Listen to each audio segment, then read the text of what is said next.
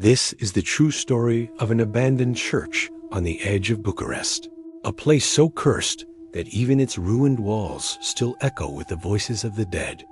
This is the legend of the Church of the Three Saints. It was built in the 18th century under the rule of Prince Alexander Ypsilantis. The prince wanted a grand church constructed in the neoclassical style and to be decorated in sumptuous detail. It would become the jewel of the region. However, almost immediately after construction began, it seemed that the earth itself was against the project. First, an epidemic swept through the nearby village, followed by a devastating famine. Locals began to whisper that the land was cursed. Despite this, the church was finished. Soon after, the bell was removed because it brought nothing but bad fortune.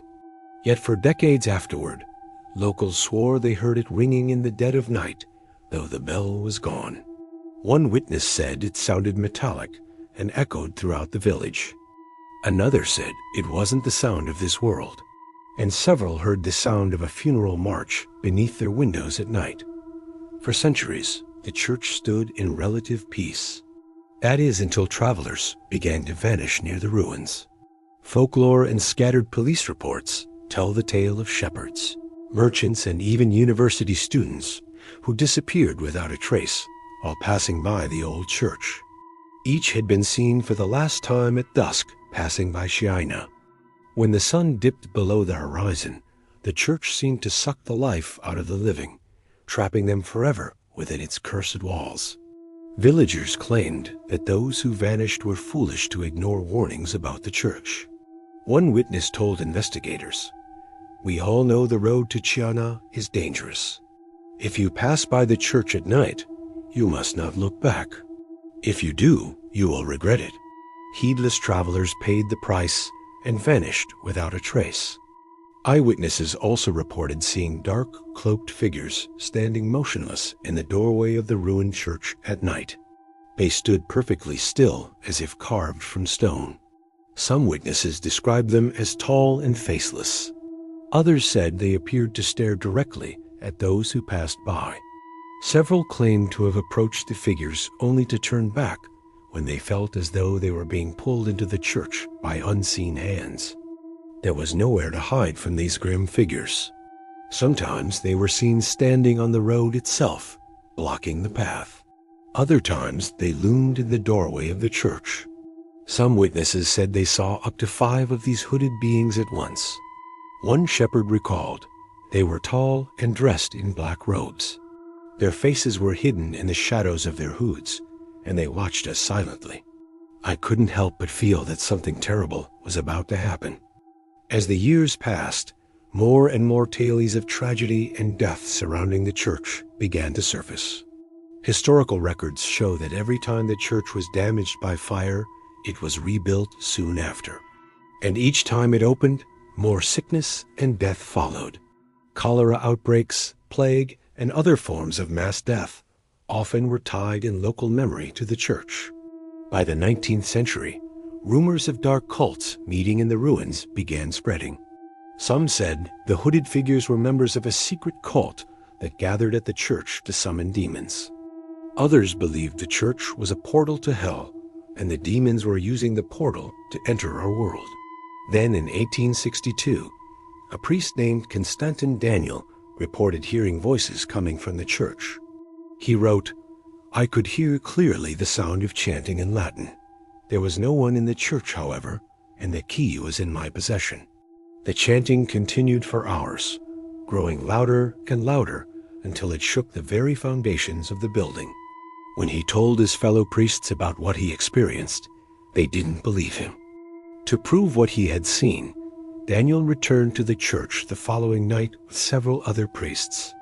But as soon as they stepped inside, a strong wind extinguished all their candles and a heavy fog rolled in.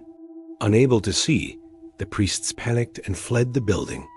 Daniel later claimed that he never felt such terror in his life. After that incident, none of the local priests would agree to perform ceremonies inside the church, and it fell into disuse. In the early 20th century, Romanian newspapers ran small reports of missing persons that vanished near the site of the old church. Some blamed the church and some dismissed the stories as mere coincidence. Despite this, an urban legend persisted, warning travelers to avoid the area around Chiajna at night.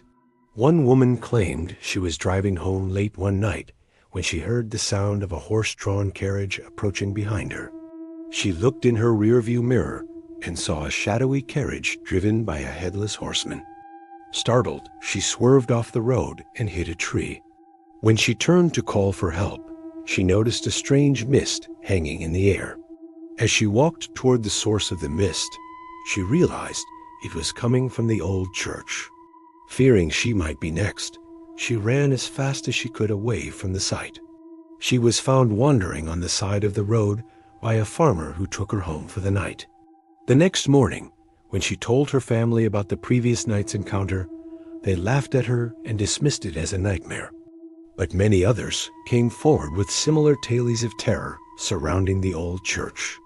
Some skeptics claim that the bell sounds were likely tricks of the wind and echo. They say the stories of the missing are simply that, stories. But believers argued that too many people witnessed the same events to dismiss them all as coincidence. One man who lived near the church for many years claimed that the church was a gateway between our world and another realm. He said, "There is a thin veil between the worlds, and the church sits right on the border. The spirits are restless here, and they feed on the energy of the living." As the years went on, more and more explorers began heading to the area, curious to see if there was any truth to the legend. In the 21st century, locals still refuse to go near the church at night, and urban explorers report strange light anomalies, phantom footsteps, and equipment failure. And now for our final. The legend serves as a reminder to respect the spirits of the past.